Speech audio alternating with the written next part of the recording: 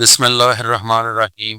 لاکھوں کروڑوں درود و سلام محمد مصطفیٰ صلی اللہ علیہ وسلم اور ان کی آل پر۔ میں ہوں مرزا بٹی اور آپ دیکھ رہے ہیں میرا یوٹیوب چینل۔ آج کی ویڈیو میں ہم ایک نہایت حساس اور اہم موضوع پر بات کریں گے، ایک ایسی خفیہ جنگ جو بموں اور میزائلوں سے زیادہ دماغوں، ڈرونز اور ڈیجیٹل ہتھیاروں سے لڑی جا رہی ہے۔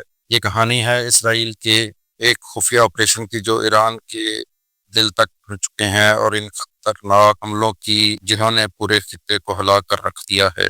خفیہ آپریشنز اور حملوں کا آغاز 13 جون 2025 کی صبح جب دنیا سو رہی تھی، اسرائیلی فوج اور موساد نے ایران کے خلاف ایک منظم اور تباہ کن جنگ کا آغاز کیا۔ یہ صرف فضائی حملے نہیں تھے بلکہ ایک مکمل خفیہ آپریشن تھا جس میں اسرائیل نے ایران کے اندر گھس کر وہ سب کچھ کر دکھایا جو شاید دنیا نے کبھی سوچا بھی نہ ہو۔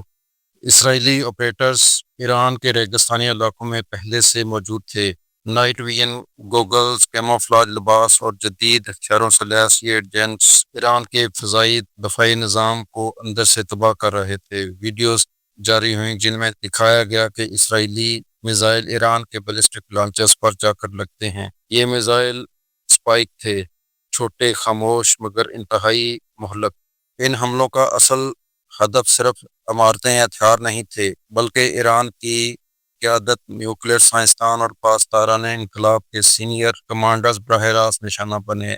جن اہم افراد کی شہادت رپورٹ ہوئی ان میں شامل ہیں جنرل محمد باقری، جنرل غلام علی راشد، جنرل امیر علی حاجی زادہ، جنرل محمد کاظمی اور ساتھ ہی ایران کے 17 ایٹمی سائنسدان جن میں فریدون عباسی اور ڈاکٹر محمد مہدی تہرانچی جیسے نام شامل ہیں۔ یہ سب ثابت کرتا ہے کہ موساد ایران کے نظام میں کتنی گہرائی تک گھس چکا ہے۔ دھمکیاں۔ واشنگٹن پوسٹ کے مطابق اسرائیلی ایجنٹس نے ایرانی کمانڈرز کو نہ صرف قتل کی دھمکیاں دیں بلکہ ان کے اہل خانہ سے رابطہ کر کے خوف کی فضا قائم کی۔ کچھ لوگوں کے دروازوں کے نیچے وارننگ لیٹر پہنچایا گیا، کچھ کو براہ راست فون کر کے کیے گئے اور باقیوں سے ان کی بیویوں کے ذریعے بات کی گئی۔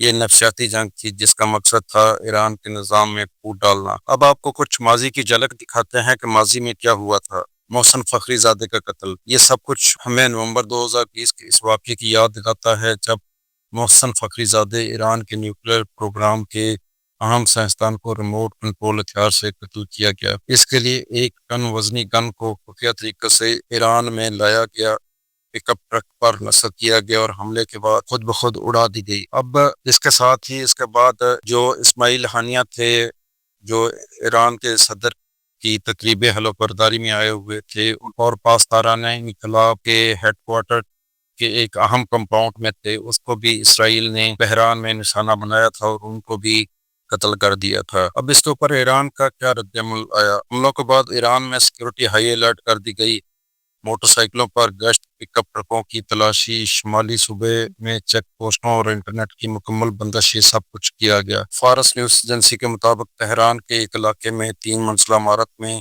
بم، ڈرون اور دیگر دھماکہ خیز مواد برآمد کیا گیا۔ سائبر حملے اور انٹرنیٹ کی بندش۔ اسرائیل سے تعلق رکھنے والے ہیکرز نے ایران کے بینکنگ نظام، کرپٹو ایکسچینج اور دیگر اداروں کو نشانہ بنایا۔ جوابی کارروائی میں ایران نے انٹرنیٹ بند کر دیا۔ نیٹ بلاک کے مطابق ملک میں 97% انٹرنیٹ کنیکٹیوٹی بند ہو گئی تھی۔ پھانسیاں، گرفتاریاں، نئے قوانین۔ تہران نے دشمن ممالک سے تعاون کے الزام میں تقریباً 700 افراد کو گرفتار کیا ہے، درجنوں افراد کو پھانسی دی ہے۔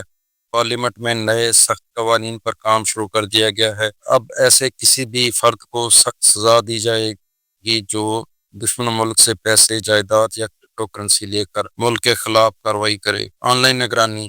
کچھ ایرانی صارفین کو عدلیہ کی جانب سے SMS موصول ہوئے جن میں کہا گیا آپ کا نمبر اسرائیل کے پیجز سے منسلک پایا گیا ہے، فوراً ان پیجز کو فالو کرنا بند کریں ورنہ کارروائی ہوگی۔ اس پوری جنگ سے یہ بات واضح ہو چکی ہے کہ آنے والے دنوں میں لڑائی صرف میدان جنگ میں نہیں بلکہ موبائل سکرین، انٹرنیٹ اور شہری ذہنوں کے اندر بھی لڑی جائے گی۔ یہ صرف ایران اور اسرائیل کا مسئلہ نہیں رہا بلکہ پورے خطے کا سوال بن چکا ہے کہ طاقت کس کے ہاتھ میں ہے، معلومات کس کے پاس ہے اور دشمن کون ہے۔ یہ پہچاننا اب پہلے سے کہیں زیادہ مشکل ہو چکا ہے، اس لیے آپ دیکھیں، سوچیں اور سمجھیں اور اپنی رائے کا اظہار کریں۔ میں ہوں مرتضیٰ بٹی۔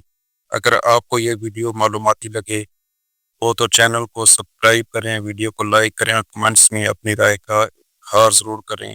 ملتے ہیں اگلی ویڈیو میں، تب تک کے لیے اللہ حافظ۔ پاکستان زندہ باد۔